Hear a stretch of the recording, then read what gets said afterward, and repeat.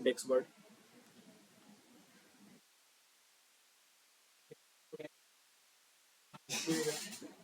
Index general विचारतो general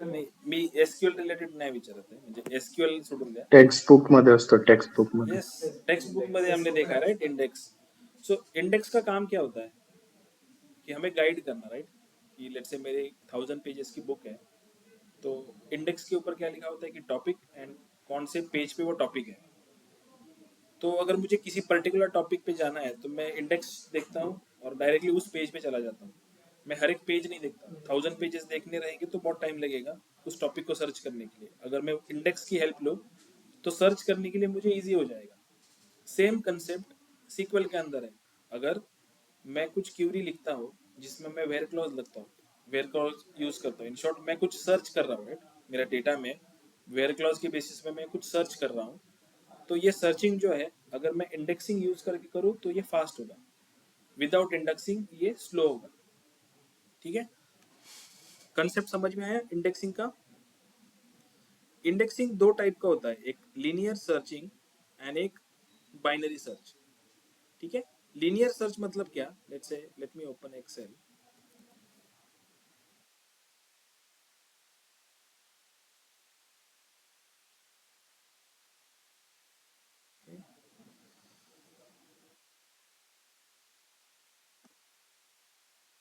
ठीक है सो लेट्स से यहाँ पे मेरे पास एक आईडी का कॉलम है और यहाँ पे कुछ नंबर्स है जैसे 1 2 let's say 2 and so on जैसे मेरे पास लेट्स से 20 तक ऐसे नंबर है ठीक है कंसिडर करो कि ये हमारा सीक्वल में एक टेबल है जिसमें आईडी के कॉलम है अगर लेट्स से इस टेबल का नाम है T1 नाम है इस टेबल का ठीक है तो अगर मुझे सीक्वल के अंदर क्यूरी लिखनी है या मुझे आउटपुट में 10 चाहिए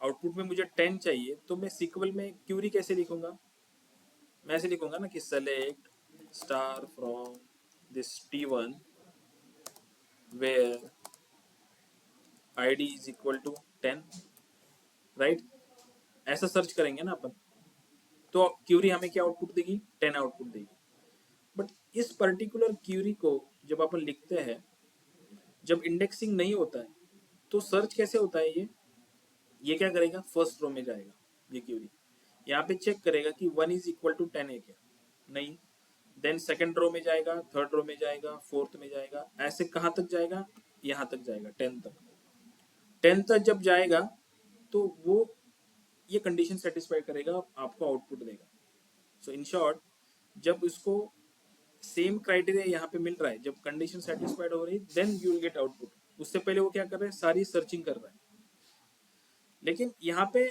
ये सर्चिंग जो है ये जो क्यूरी फॉर्म हो रही है यहाँ पे दो ऑप्शन रहते हैं एक होता है कि टेबल स्कैन एक होता है टेबल सीक ठीक है तो टेबल स्कैन मतलब इस 10 को लाने के लिए ये 1 से लेके 20 तक पूरा सर्च करेगा एंड देन सारे रो खत्म होने के बाद आउटपुट देगा कि 10 ये यहाँ पे मिला मुझे आउटपुट इज 10 लेकिन सर्च करने के लिए वो 1 से लेके 10 तक सर्च करेगा ये होता है टेबल स्कैन पूरे टेबल को स्कैन करेगा सर्चिंग के लिए जो भी वेयर क्लॉज आपने लगाया उसके लिए वो पूरे टेबल को स्कैन करेगा एंड आउटपुट देगा तो स्कैन की नंबर ऑफ रोज कितने हुए 20 हुए 20 रोज मैंने स्कैन किए और देन मुझे आउटपुट मिला टेबल सीक मतलब क्या होता है या इंडेक्स सीक जिसको हम बोलते हैं किसी इंडेक्सिंग लेट्स से मैंने यहाँ पे ऐसे लिखा कि let's say row ID and then same यहाँ पे मैंने एक आईडी जनरेट कर लिया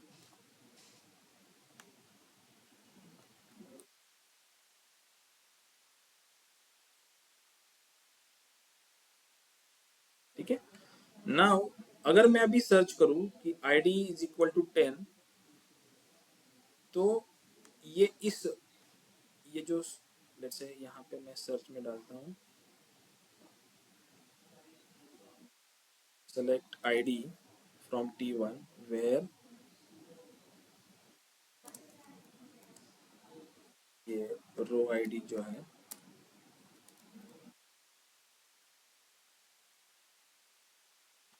this row ID is equal to 10। तो ये रो आईडी की जो इंडेक्सिंग है, ये इंडेक्सिंग जो मैंने क्रिएट की है, वो इसके थ्रू सर्च करेगा इस 10 के लिए। नाउ वो सर्च कहाँ से स्टार्ट करेगा, 1 से स्टार्ट करेगा, यहाँ से लेके जाके 10 तक आएगा एंड आपको आउटपुट देगा। तो इंडेक्सिंग का यूज क्या हुआ, जब वो टेबल स्कैन कर रहा था तो 20 रोज स्कैन कर रहा था, लेकिन जब इंडेक्सिंग के स्कैन कर रहा है तो वो 10 ही रो स्कैन कर रहा है। ठीक है, तो इससे क्या होता है कि जब हम अपन इंडेक्सिंग यूज करते हैं डेटाबेस के अंदर, तो वो क्यूरी को फास्ट करता है। ठीक है, एक एक वर्ड होता है कि कॉस्ट। ठीक है, एक कॉस्ट एक वर्ड होता है, तो कॉस्ट किससे एसोसिएटेड होता है, मतलब अगर मैं बोलूँ कि लेट्स से फॉर एग्जांपल दिस का in this query, let's say इस क्यूरी के अंदर मैं ऐसे बोल रहा हूँ कि ये कास्ट फंक्शन जो है ये एक्सपेंसिव है। ठीक है, मैं ऐसे वर्ड यूज करता हूँ, मतलब नॉर्मली आप डेटा एनालिसिस के फील्ड में ऐसे वर्ड यूज सुनोगे कि ये जो फंक्शन है वो एक्सपेंसिव है, इसकी कॉस्ट ज़्यादा है। मतलब ये कहीं पे इसका वैल्यू मेजर करके नहीं रखा हुआ है अपन ने कि उसको हम बोल रहे कि ये एक्सपेंसिव है, ये कम एक्सपेंसिव है, ये कॉस्टली है या ये कम कॉस्टली है, ऐसे नहीं। इसका मीनिंग क्या होता है कि ये फंक्शन रन करने के लिए सीपीयू ज़्यादा लोड लेता है या बैकएंड में ज़्यादा जो रिसोर्सेस है वो यूज करता है वो। अगर कोई फंक्शन ज़्यादा रिसोर्स यूज करता है, ज़्यादा सीपीयू कंज्यूम करता है, तो वो एक्सपेंसिव माना जाता है। जो फंक्शंस कम सीपीयू कॉस्ट यूज करता है, कम रिसोर्सेज यूज करता है ना, आपको आउटपुट देता है, तो उसको क्या बोलते हैं, वो एक्सपेंसिव नहीं है, वो रिलायबल है। ठीक है, एक्सपेंसिव एंड कॉस्टली समझ में आया कि वर्ड यहाँ पे हम कैसे ले रहे हैं वो वर्ड। ठीक है, तो लीनियर सर्च समझ में आया। लीनियर सर्च मतलब क्या, कि हम ऐसे सर्च करते हैं, सभी टेबल को सर्च करके हर एक रो में जाके हम सर्च करेंगे। लेकिन सीक्वल के अंदर सर्चिंग ऐसे नहीं होता लीनियर वे में। सीक्वल के अंदर सर्चिंग होता है बाइनरी वे में। बाइनरी वे में मतलब क्या होता है, let me show you this concept to you से।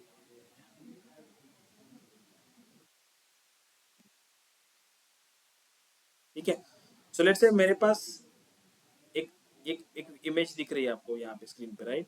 तो लेट्स से मेरे पास 1 to 100 के नंबर है, ये नंबर मतलब ये एक टेबल है मेरा। तो यहाँ पे पहले ऐसे एक इंटरमीडिएट एक ग्रुपिंग किया होता है कि let's say ID and page. Final output मुझे ये चाहिए, that, ID and row ID, page 1, page 2, page 3, page 4, ऐसी इंफॉर्मेशन यहाँ पे स्टोर है। तो ये इंटरमीडिएट नोड पे क्या होता है, ऐसे डिस्ट्रीब्यूशन किया होता है कि लेट्स से मेरे पास 1 to 100 है, तो इसको मैंने 3, 4, 5, 6 नोड्स पे डिस्ट्रीब्यूट किया। कैसे डिस्ट्रीब्यूट किया, जैसे 1 to 10 आईडीज पेज 1 पे रहेंगे, 11 to 20 आईडीज पेज 2 पे रहेंगे, मतलब पेज 1 पे 10 आईडी रहेंगे, पेज 2 पे 11 to 20 रहेंगे।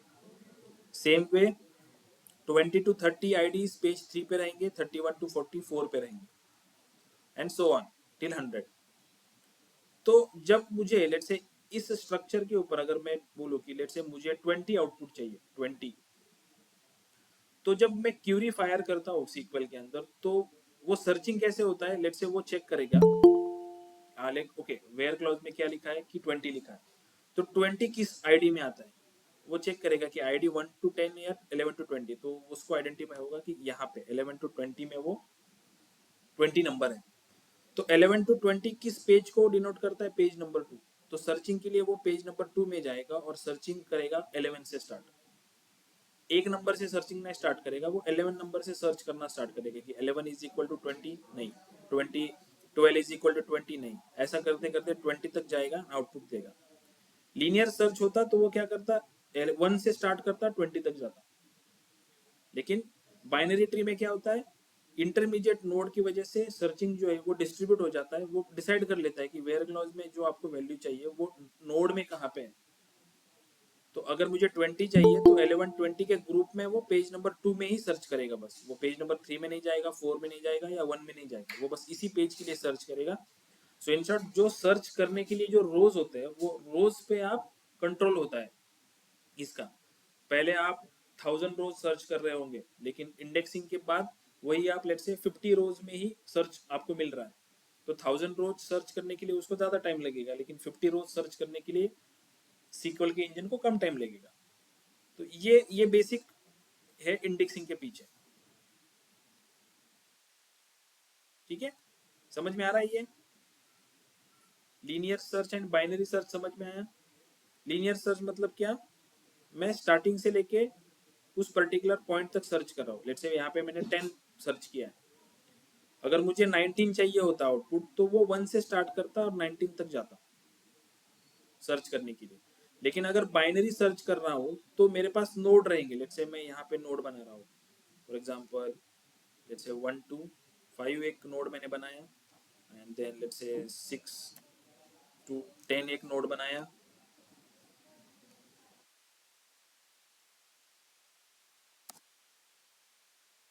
से 1 2 5 6 to 10, then say 11 to 15,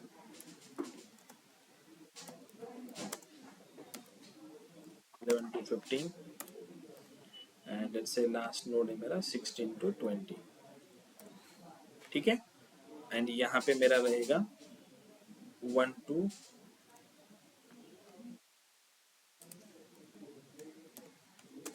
1 to 20।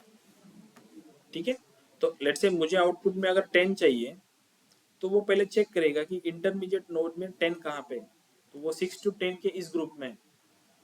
तो सर्चिंग के लिए वो फिर कहाँ से स्टार्ट करेगा? 6 से स्टार्ट करेगा सर्च करना, 6 से लेके 10 तक। तो उसको कितने रोज सर्च करने पड़ रहे? 5 रोज। लेकिन नॉर्मली लीनियर सर्चिंग में क्या होता, उसको 10 रोज सर्च करने पड़ते हैं आपके आउटपुट करने के लिए। अभी ठीक है, हमने अगर ऊपर की वैल्यू लेट्स से मैंने 3 सर्च किया होता तो उसको जल्दी मिल जाता लीनियर सर्च में भी, जितना टाइम उसको इस नोड के लिए लगता उतना ही लगता। लेकिन अगर वैल्यू ज्यादा सर्च कर रहे हो आप, ज्यादा आईडी वाली हाइयर साइड की, जैसे मैं 20 को सर्च कर रहा हूँ तो उसको पूरा टेबल सर्च करना पड़ेगा 20 के लिए लीनियर में। बट अगर वही चीज मैं बाइनरी सर्च कर रहा हूँ तो वो इस 16 टू 20 नोड के लिए सर्च करेगा और सर्चिंग स्टार्ट करेगा 16 से। ठीक है, तो ये फर्क होता है linear searching and binary searching में।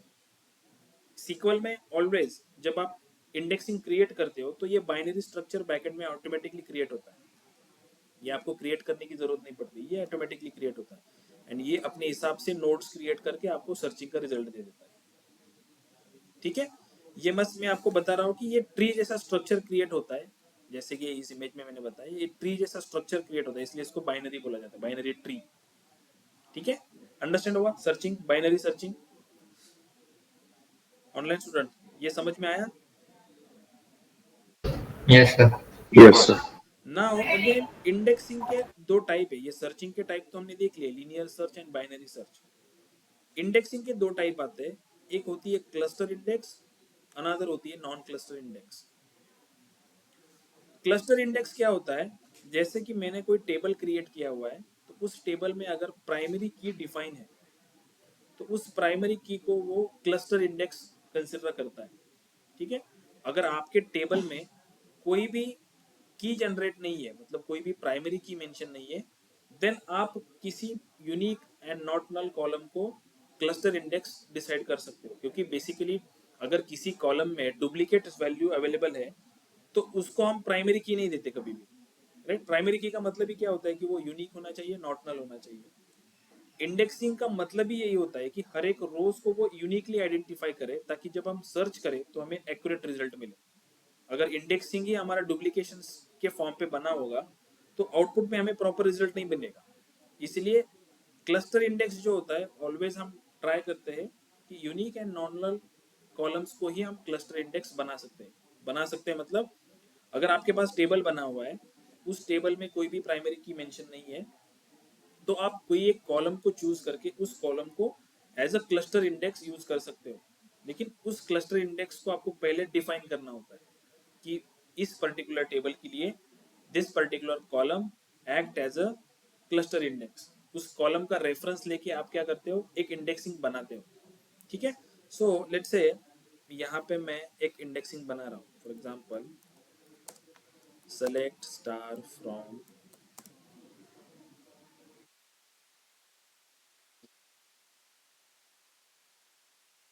ठीक है, जैसे this is the example, select star from employ. तो यहाँ पे मैं क्या कर रहा हूँ, इस एम्प्लॉय आईडी के ऊपर मैं इंडेक्सिंग बनाना चाहता हूँ। अभी अगर मैंने वैसे देखा कि लेट्स से मैं ऑब्जेक्ट एक्सप्लोरर में गया, इन डेटाबेस, NMT SQL 12 डेटाबेस, इन टेबल्स, हमारा जो एम्प्लॉय टेबल है, इस एम्प्लॉय टेबल के अंदर के जो कॉलम्स है इनको अगर मैंने देखा, तो यहाँ पे कोई प्राइमरी की मेंशन नहीं है, राइट? एम्प्लॉय आईडी, नेम, कोई भी की मेंशन नहीं है यहाँ पे कि दिस पर्टिकुलर की एक्ट एज अ प्राइमरी की।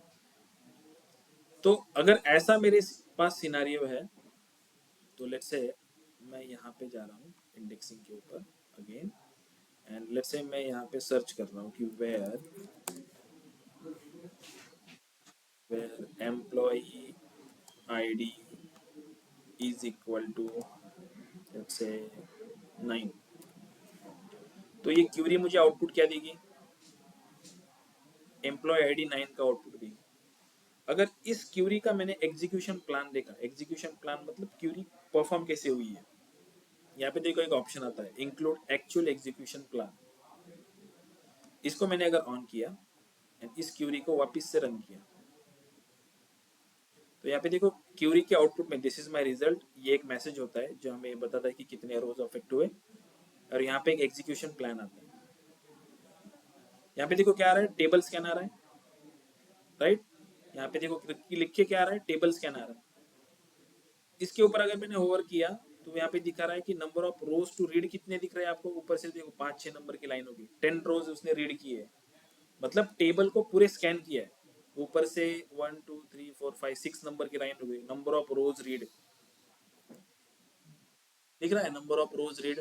क्योंकि मैं अगर ये कर्सर निकाल दूंगा तो ये यहाँ से चला जाएगा, इसके ऊपर आप होवर करते हो तो ये इसका एग्जीक्यूशन प्लान आपके सामने देता है कि कितनी सीपीयू की कॉस्ट है, कितना ये एस्टिमेटेड ऑपरेटर कॉस्ट इसका कितना है, ठीक है? तो हमारे लिए इंपॉर्टेंट क्या है अभी, कि ये टेबल को स्कैन कर रहा है, इस पर्टिकुलर आईडी को या इस पर्टिकुलर क्यूरी को जब आपको वो आउटपुट दे रहा है, तो वो टेबल को स्कैन कर रहा है, ठीक है? Now let's create one cluster index and again run this query, let's see what happen. ठीक है, सो मैं यहाँ पे लिख रहा हूँ कि create clustered index, let's say मैं इसको नाम दे रहा हूँ इंडेक्स emp id on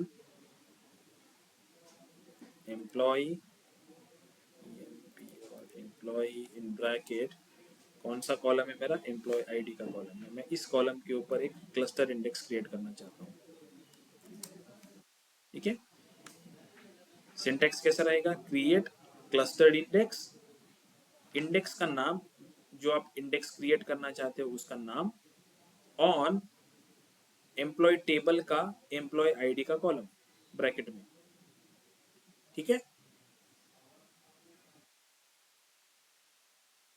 मैंने इसको एग्जीक्यूट किया, तो यहाँ पे देखो command completed successfully. If I again run this select star from employ, ये पर्टिकुलर अगर मैंने रन किया तो यहाँ पे कोई ऐसा कोई कॉलम क्रिएट नहीं हुआ है।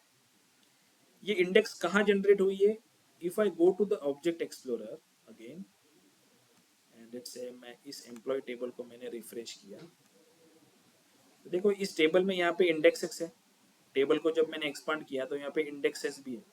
इस इंडेक्स को मैंने ऑन किया तो देखो यहाँ पे दिख रहा है अभी इंडेक्स एम्प्लॉय आईडी क्लस्टर्ड।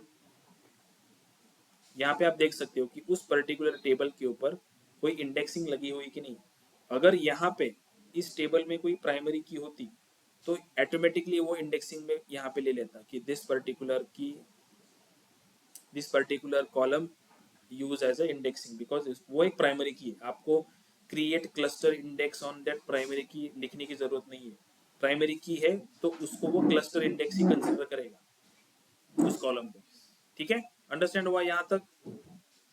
तो now if I run this query again, select star from employ where employ ID is equal to 9, मैंने इसको एग्जीक्यूट किया, मुझे अगेन सेम आउटपुट मिला। बट इस टाइम पे अगर मैंने एग्जीक्यूशन प्लान देखा तो देखो यहाँ पे क्या लिख के आ रहा है,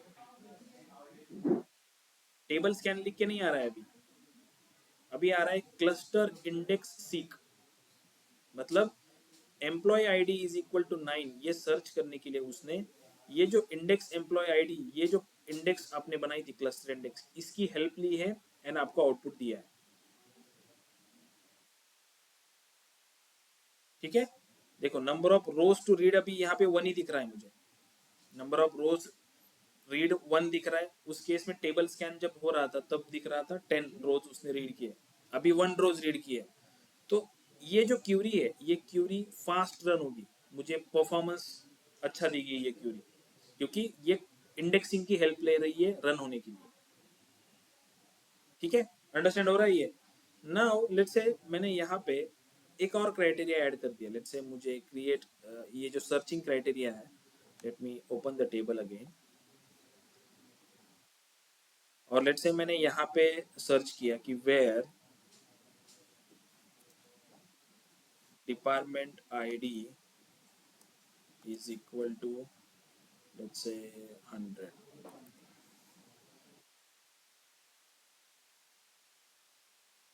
If I run this, execute, and if I execution plan में check किया मैंने, again let's say यहाँ पे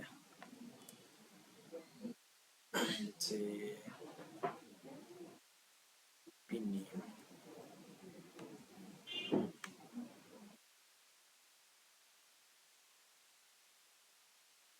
ठीक है, क्योंकि अभी क्या हो रहा है, इस एम्प्लॉय आईडी के कॉलम के ऊपर आपने ये जो क्लस्टर इंडेक्स यूज की है, इस क्लस्टर इंडेक्स को वो हर सर्चिंग क्राइटेरिया के लिए यूज करेगा। जैसे मुझे एम्प्लॉय नेम सर्च करना है एम्प्लॉय टेबल के अंदर से, where department ID is equal to 100, तो इसका अगर मैंने एग्जीक्यूशन प्लान ओपन किया, this is the execution plan, तो वो अगेन बोल रहा है मुझे क्लस्टर इंडेक्स सीक,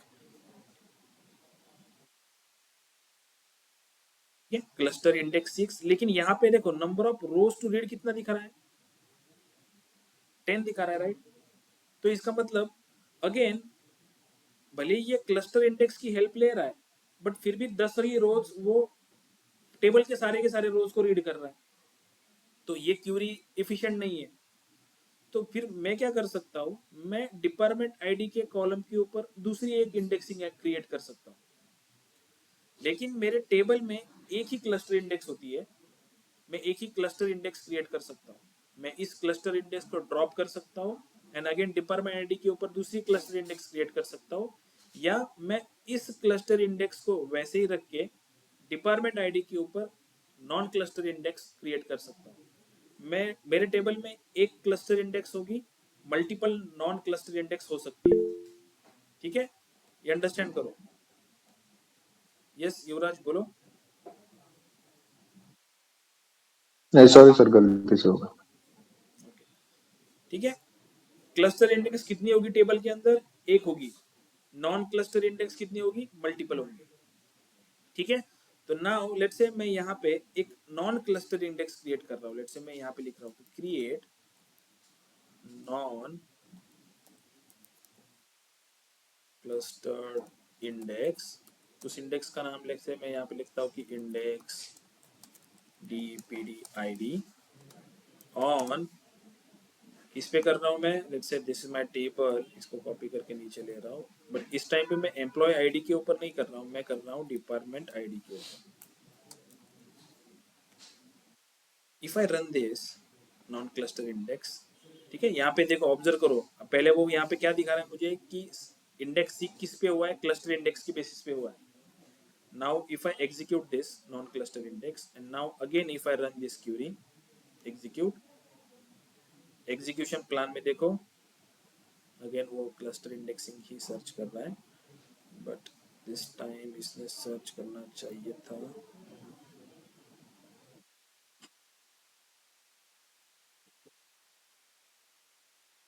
me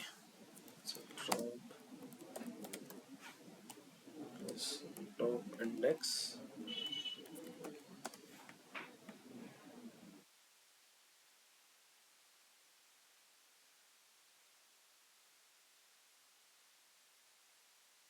अगर इंडेक्स को ड्रॉप करना है तो मैं ऐसे करूंगा कि ड्रॉप इंडेक्स, इंडेक्स का नाम, ऑन टेबल का नाम। अगर मैंने इसको रन किया तो वो जो इंडेक्स हमने यहाँ पे बनाई थी क्लस्टर इंडेक्स वो डिलीट हो जाएगी. If I run this again, मेरे पास नॉन क्लस्टर इंडेक्स है अभी. Let me again see the execution plan for this. Again it will be saying me that this will be table scan.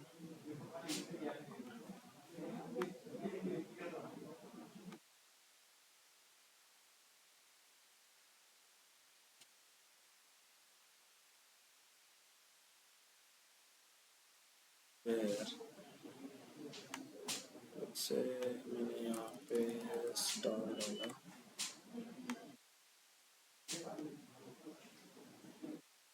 let's say मैंने right click करके it will be showing me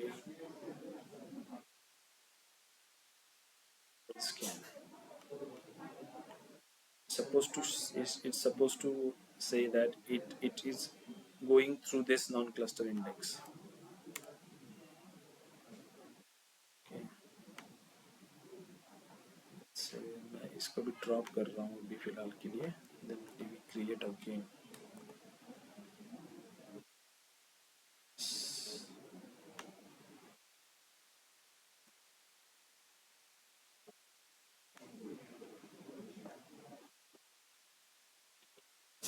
Now if I again this execution table scan दिखाएगा मुझे. Number of rows to read is 10 दिखाएगा. Right. If I again create this non-cluster index over here, if I search this table scan दिखाएगा. But यहाँ पे इसने यहाँ पे ये शो करना चाहिए था मुझे.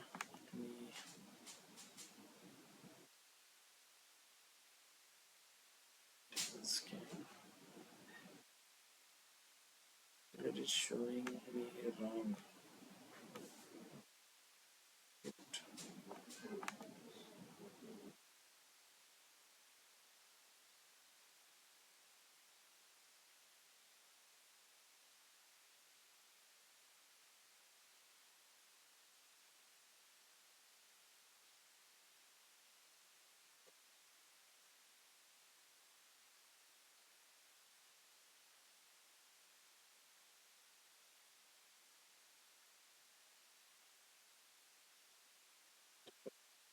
Let me create this cluster index also.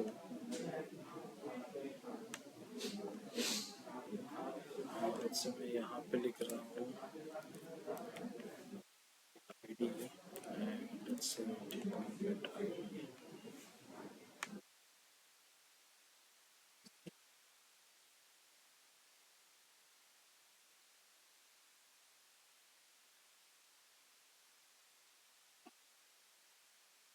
यहाँ पे अभी दिखा रहा है वो कि इंडेक्स सीकिंग है, लेकिन नॉन क्लस्टर इंडेक्स सर्च कर रहा है वो.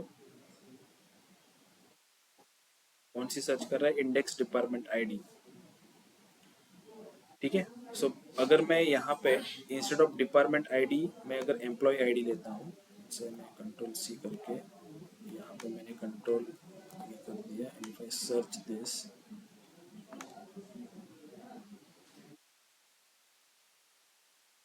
ठीक है, यहाँ पे देखो क्लस्टर इंडेक्स का रेफरेंस ले रहा है. मतलब सर्चिंग क्राइटेरिया में जो मैं यूज कर रहा हूँ, जैसे मैं एम्प्लॉय आईडी को मैंने सर्च कर रहा हूँ, एम्प्लॉय आईडी के ऊपर मेरी क्लस्टर इंडेक्स बनी हुई है, तो उस क्लस्टर इंडेक्स को वो यूज करेगा सर्चिंग के लिए. लेकिन अगर मैंने यहाँ पे सर्चिंग के क्राइटेरिया में डिपार्टमेंट आईडी डाल दिया जिसके ऊपर मेरी नॉन क्लस्टर इंडेक्स बनी हुई है, तो इस क्यूरी को इस एग्जीक्यूट करने के लिए वो नॉन क्लस्टर इंडेक्स यूज करेगा. देखो यहाँ पे इंडेक्स दिखा रहा है लेकिन नॉन क्लस्टर इंडेक्स आ रहा है जो डिपार्टमेंट आईडी के ऊपर बनी हुई है. ठीक है. इसके ऊपर अगर मैंने होवर किया तो देखो यहाँ पे number of rows to read कितने आ रहे हैं? 4 आ रहे होंगे. Estimated number of rows to be read is 4 है, जो आपको आउटपुट में दिख रहे हैं उतने आएंगे. लेकिन अगर ये नॉन क्लस्टर इंडेक्स अगर मैंने डिलीट कर दी, से दिस, इसको मैंने एग्जीक्यूट कर दिया. If I again try to run this, ठीक है, तो ये क्लस्टर इंडेक्स के बेसिस पे सर्च करना स्टार्ट करेगा, लेकिन number of estimated rows to read उसको 10 मिलेंगे. ठीक है। तो अगर आपकी क्यूरी में लेट्स से आपके टेबल में मिलियंस ट्रिलियंस ऑफ डेटा है और आप कोई वेयर क्लॉज यूज कर रहे हो वहां पे सर्चिंग करने के लिए, तो अगर पहले चेक करो कि क्यूरी में उस पर्टिकुलर कॉलम्स के ऊपर कोई नॉन क्लस्टर इंडेक्स बनी है क्या। कैसे चेक करोगे, ऑब्जेक्ट एक्सप्लोरर में जाओगे, इंडेक्सिंग में चेक करोगे कि कौन से कॉलम पे इंडेक्सिंग बनी हुई है, क्लस्टर इंडेक्स कौन से कॉलम पे है, नॉन क्लस्टर इंडेक्स कौन से कॉलम पे। अगर कोई इंडेक्सिंग बनी नहीं है या सिर्फ क्लस्टर इंडेक्स बनी हुई है एंड आपके वेयर क्लॉज में क्लस्टर इंडेक्स नहीं है, आप किसी और कॉलम के ऊपर सर्चिंग कर रहे हो, तो बेटर वे है, अगर ज्यादा डेटा है, बहुत बड़ा डेटा को आप सर्च कर रहे हो, तो क्यूरी स्लो रन होगी आपकी, अगर कोई नॉन क्लस्टर इंडेक्स नहीं है बनी हुई। लेकिन अगर आपने उस कॉलम के ऊपर नॉन क्लस्टर इंडेक्स बना दी है, तो क्यूरी उस नॉन क्लस्टर इंडेक्स को यूज करेगी फॉर द सर्चिंग क्राइटेरिया। ठीक है, अंडरस्टैंड हो रहा है। तो नॉन क्लस्टर इंडेक्स आप मल्टीपल बना सकते हो, जितने कॉलम्स है उतनी भी बना सकते हो। लेकिन इंडेक्सिंग जो होती है, इंडेक्सिंग का एक ड्रॉबैक भी होता है। मान लो कि आपने अगर इंडेक्सिंग बना ली है, ठीक है, लेट्स से मैंने इंडेक्सिंग बना ली है, फॉर एग्जांपल दिस इंडेक्सिंग, ये रो आईडी मैंने एक इंडेक्सिंग बना ली है। ऐसा कोई एक्चुअल कॉलम नहीं बनता है, ये बैकएंड में बनता है। मैंने बस यहाँ पे रेफरेंस के लिए लिखा है कि लेट्स से मैंने ये इंडेक्स बनी हुई है और ये मेरा कॉलम है, इस कॉलम को यूज करके मैंने ये इंडेक्स बनाई हुई है। तो लेट्स से मुझे अभी कुछ डेटा यहाँ पे इंसर्ट करना है, ठीक है, या कुछ डेटा अपडेट करना है। तो वो क्या होता है कि जब इंसर्ट अपडेट स्टेटमेंट्स आप रन करते हो, जब इंडेक्सिंग दी जाती है, तो वो हर एक सेल के लिए एक एक लोकेशन अलोकेट कर देता है। वो इंडेक्सिंग, इंडेक्स मतलब क्या होता है कि मेरा एड्रेस लेट से एक्स वाई जगह पे है, तो वो मुझे दे देगा कि लेट से कि इंडेक्सिंग 1 दे दिया है। जैसे कि हमारा एनएमटी का ये ऑफिस है, उसको इंडेक्सिंग 1 दिया है, और एनएमटी का कोई दूसरा ऑफिस है दूसरी जगह पे, वहाँ पे उसने उसको इंडेक्सिंग 2 दे दिया है। तो वो सेट कर दिया उसने कि 1 क्या कहाँ पे, 2 कहाँ पे। अगर मैंने लोकेशन चेंज कर दी, जहाँ पे 2 था वहाँ पे 1 कर दिया मैंने, और जहाँ पे 1 है वहाँ पे 2 कर दिया, इंडेक्स मतलब मैंने लोकेशन चेंज कर दी है, अपडेट कर दी इन शॉर्ट डेटा को। तो डेटा को जब अपडेट करेगा, तो वो अपडेट करने के लिए फिर क्या, क्योंकि इस स्पेस के लिए एक लोकेशन ऑलरेडी डिफाइन होती है जिसको हम GUID बोलते हैं। एक एक उसका फुल फॉर्म अभी मुझे याद नहीं है, बट GUID एक टर्म होती है जिसका काम होता है कि जो डिस्क होती है, मतलब सीक्वल की जो डेटा स्टोरिंग की डिस्क होती है, एक डिस्क होती है मान लो कि जिसमें डेटा स्टोर किया जाता है। ठीक है, आपने एक ट्रे देखा है, एक एक जिसमें रखते हैं, ऐसे ट्रे में होता है राइट, एक में रखा हुआ। तो डेटा भी ऐसे ही डिस्क में रखा जाता है, मतलब ट्रे में एक स्लॉट्स होते हैं, डेटा उस स्लॉट्स में रखा जाता है। तो जिस स्लॉट्स में डेटा रखा जाता है, मतलब एक लेट्स से मेरे पास एक एग है, मैं उस एग को एक ट्रे में रख रहा हूँ उस स्लॉट के अंदर, तो उस स्लॉट को एक नंबर होता है GUID। GUID मतलब उस स्लॉट का नंबर होता है। ऐसे करोड़ों लाखों अरबों GUIDs होते हैं जहाँ पे डेटा पुट किया जाता है। ये एकदम मैं डीप की बात बोल रहा हूँ कि एकदम डीप लेवल में डेटा स्टोर कैसे होता है। तो जब डेटा स्टोर होता है, तो उसकी जो GUID होती है, उसकी GUID के साथ ये इंडेक्सिंग मैच करता है। ये इंडेक्सिंग का जो मैचिंग होता है, ये उस GUID के साथ होता है। तो आप GUID की लोकेशन चेंज नहीं कर सकते, आपके बस उस वहां पे जो अंडा रख रहे हो उस अंडे को बस चेंज कर रहे हो, GUID वही रहेगा। लेकिन इंडेक्सिंग का मैचिंग किसके साथ होता है, GUID के साथ होता है। इसीलिए जब नया डेटा आप इंसर्ट करते हो या अपडेट करते हो, तब वो एरर शूट करता है आपका, जब अगर इंडेक्सिंग बना हुआ है तो। इसीलिए इंडेक्सिंग को पहले ड्रॉप करना पड़ता है। जब हमें इंसर्ट अपडेट स्टेटमेंट्स यूज करने होते हैं, तो इंडेक्सिंग को पहले ड्रॉप करते हैं, आप आपके परफॉर्म जो ऑपरेशंस आपको करने हैं वो करते हैं, अगेन यू डू इंडेक्सिंग। ठीक है, तो इंडेक्सिंग का ड्रॉबैक समझ में आया। इंसर्ट अपडेट्स जो स्टेटमेंट्स होते हैं, मतलब इन शॉर्ट जो DDL लैंग्वेजेस है, DDL and DML basically manipulations जो आप करते हो डेटा के साथ, तो उस कमांड्स में वो आपको एरर शूट करेगा अगर इंडेक्सिंग बनी हुई है तो। अपडेट करने नहीं देगा, इंसर्ट करने नहीं देगा, क्योंकि उस स्लॉट्स में वो क्या करता है, उसने अगर डिफाइन करके रखा है लोकेशंस उस पर्टिकुलर डेटा के लिए, तो वो अपडेट करने नहीं देता आपको वो, क्योंकि GUID के साथ इंडेक्सिंग मैचिंग होता है। तो इसीलिए पहले आप इंडेक्सिंग को रिमूव कर देते हो, डेटा को अपडेट कर देते हो, एंड अगेन नई इंडेक्सिंग क्रिएट कर देते हो। समझ में आया ये? ऑनलाइन स्टूडेंट, इंडेक्सिंग पार्ट समझ में आया? ये बेसिकली मैं बस क्यों बता रहा हूँ ये कहीं पे कोई आपको इसका पूछेगा नहीं, बस आपको पूछेगा कि इंडेक्सिंग पता है क्या, कौन से टाइप की इंडेक्सिंग होती है, cluster indexing, non cluster indexing, cluster index मतलब क्या होता है, नॉन क्लस्टर इंडेक्स को उसकी कंसेप्ट पूछेंगे कि क्या होता है, ठीक है, लीनियर सर्च क्या होता है, बाइनरी सर्च क्या होता है। ऐसा अगर किसी इंटरव्यू में इंडेक्सिंग रिलेटेड क्वेश्चन पूछा तो आपको पता होना चाहिए कि वो क्या पूछ रहा है एक्चुअली, राइट, नहीं तो ब्लैंक हो जाओगे कि इंडेक्सिंग ये क्या चीज बता रहे हैं, ठीक है। समझ में आया ये इंडेक्सिंग?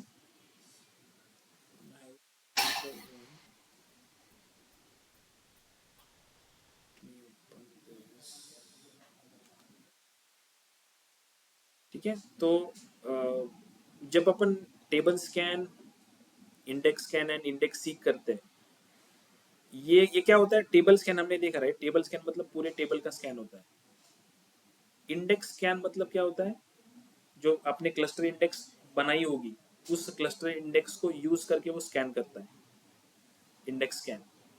इंडेक्स सीक क्या होता है, जो नॉन क्लस्टर इंडेक्स आपने बनी हुई है उस नॉन क्लस्टर इंडेक्स को with the help of cluster index seek करता है। सीक मतलब क्या होता है,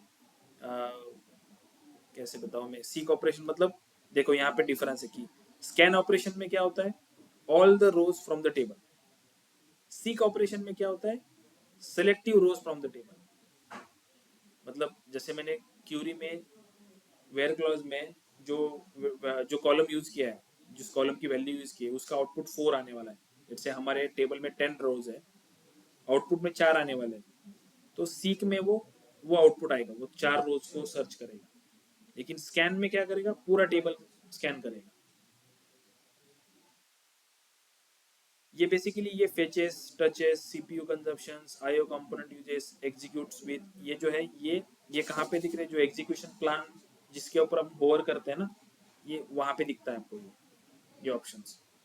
और इसका मतलब बताया गया है कि स्कैन ऑपरेशन में क्या होता है, सीक ऑपरेशन में क्या होता है, ठीक है। टेबल स्कैन हो या इंडेक्स स्कैन हो, तो इसमें क्या होता है, इंडेक्स अगर 1 to 10 में बनी हुई है तो पूरी की पूरी इंडेक्स स्कैन करेगा। टेबल स्कैन में पूरा टेबल स्कैन करेगा। Table scan and index scan. Scan, scan मतलब ऑल द रोज, सीक मतलब सेलेक्टेड रोज, ये याद रखो बस, ठीक है। देखो जब जब कोई भी स्कैन होता है तो सीपीयू कंजम्पशन ज्यादा होता है, लेकिन जब सीक होता है तो कंजम्पशन लेस होता है।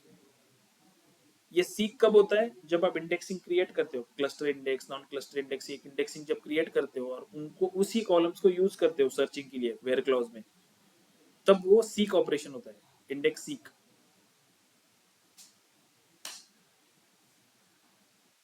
ठीक है। एंड मोस्टली एग्जीक्यूशन कब होता है, जब आप ऐसे यूज करते हो कि सेलेक्ट स्टेटमेंट यूज करते हो कि select star from, let's say select star from employ, उस केस में टेबल स्कैन होगा, इंडेक्स स्कैन होगा। लेकिन आपने जैसे वेयर क्लॉज यूज किया तो इंडेक्स सीक होगा, क्योंकि वेयर क्लॉज में सेलेक्टेड रोज ही चाहिए आपको उस पर्टिकुलर टेबल के अंदर के, तो उसको लाने के लिए वो इंडेक्स को सीक करेगी, इंडेक्स के अंदर जाके ढूंढ के लाएगा। सीकिंग करना मतलब कहीं पे जाके मैं ढूंढ रहा हूँ कुछ, सीक, समझ में आ रहा है या कंफ्यूज हो रहा है? हाँ मैं भेज दूंगा ये, ठीक है। समझ में आया अभी इंडेक्सिंग क्यों जरूरी है? Yes, sir. ओके, ठीक है। तो आप लोग क्या करो, इंडेक्सिंग का थोड़ा ट्राई करो, एक बड़ा डेटा बनाओ। बड़ा डेटा कैसे बनाओगे, लेट्स से हमारे पास ऑर्डर टेबल है, राइट, ऑर्डर टेबल में कितने रोज है, 10,000 रोज है। तो अगर ऑर्डर टेबल को मैं ऑर्डर टेबल के अंदर ही 100 रोज ले लूंगा और उस 100 रोज को अगर क्रॉस ज्वाइन कर दूंगा इस 10,000 रोज के साथ, तो कितने रोज बनेंगे? क्रॉस ज्वाइन का आउटपुट क्या होता है, लेट्स से मेरे एक टेबल में चार रोज है, दूसरे टेबल में 10 रोज है, तो 40 रोज 40. मिलेंगे। तो अगर मैंने ऑर्डर टेबल में से पहले 100 रोज ले लिए और उस 100 रोज को क्रॉस ज्वाइन किया 10,000 रोज के साथ, तो आउटपुट कितना मिलेगा?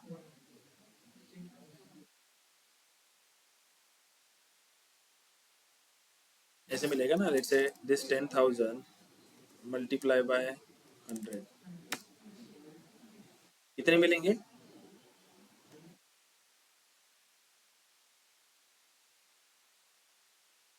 ठीक है।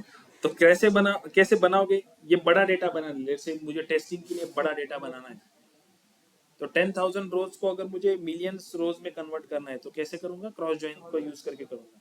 क्यूरी कैसे लिखेंगे आप मुझे बताओगे कोई, कैसे क्यूरी लिख सकते हैं अपन?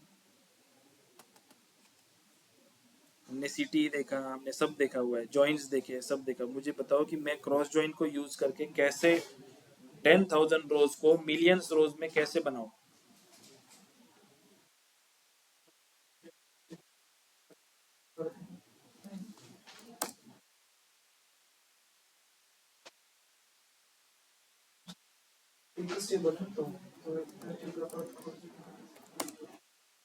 सबको समझ में आ रहा है मैं क्या बोल रहा हूँ?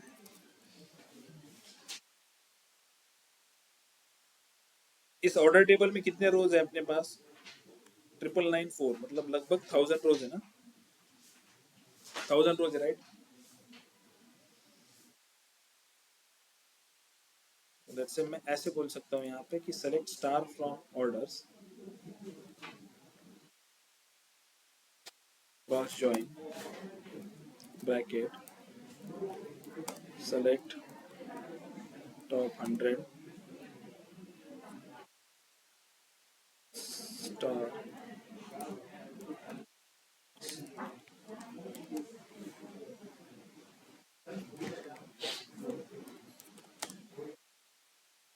इस क्यूरी का आउटपुट क्या मिलेगा? सेलेक्ट टॉप 100 फ्रॉम ऑर्डर्स, ऐसे कुछ 100 रोज मिलेंगे ना मुझे। एंड लेट्स से इनको क्रॉस ज्वाइन करूंगा तो आउटपुट में क्या आएगा?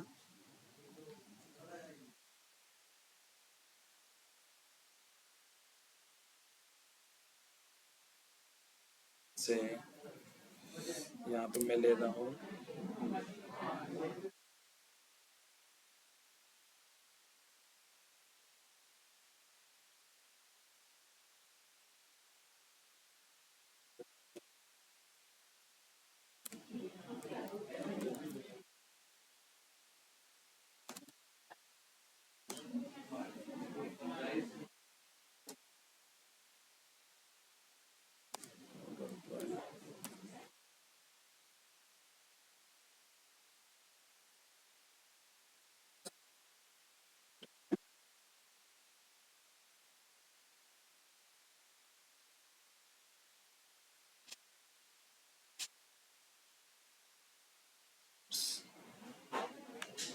अगर मैंने इसको रन किया तो ये रो आईडी का एक कॉलम बनेगा, ठीक है।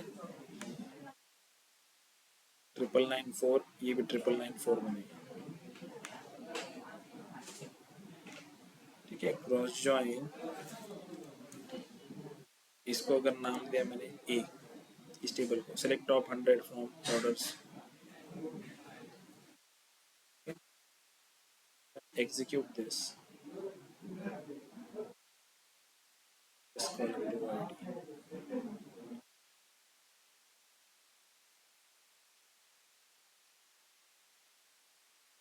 से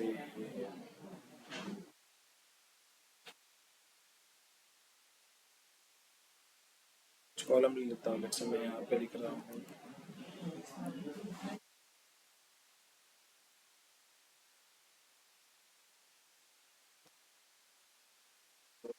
D, then let's say date, then let's say sales,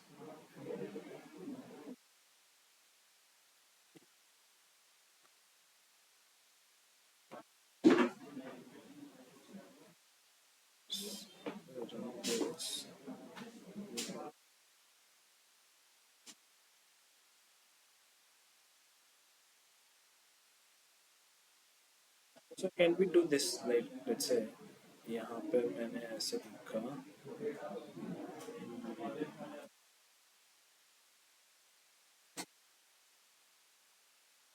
है ना, तो let's say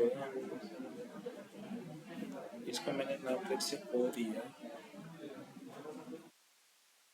से नंबर का एक नया कॉलम बनेगा,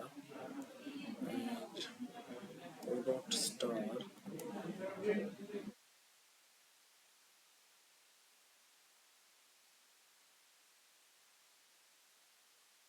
star right. So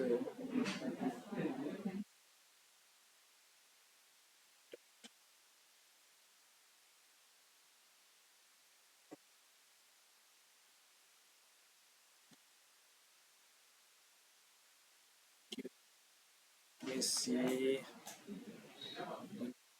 कुछ तो भी मैं आई थिंक वो क्रॉस जॉइन के बाद दूसरे टेबल का नाम लिख दें, तो टेबल का नाम लिख दिया ना मैंने सिलेक्ट सेलेक्ट क्यूरी में ही लिखा ना देख मैंने यहाँ पे लिखा था मैंने एक करके दिया है इसको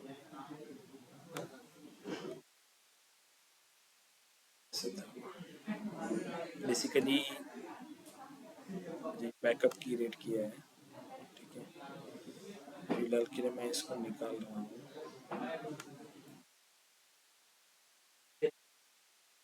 टेबल का नाम।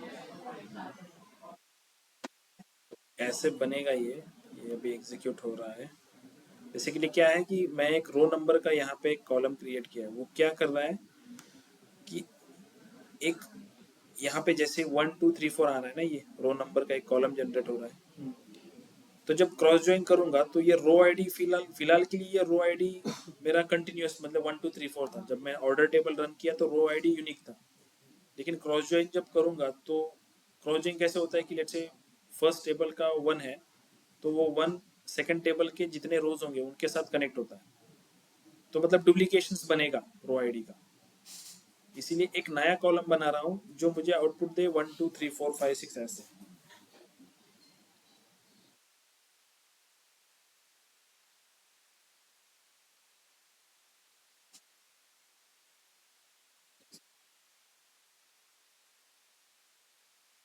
Just a minute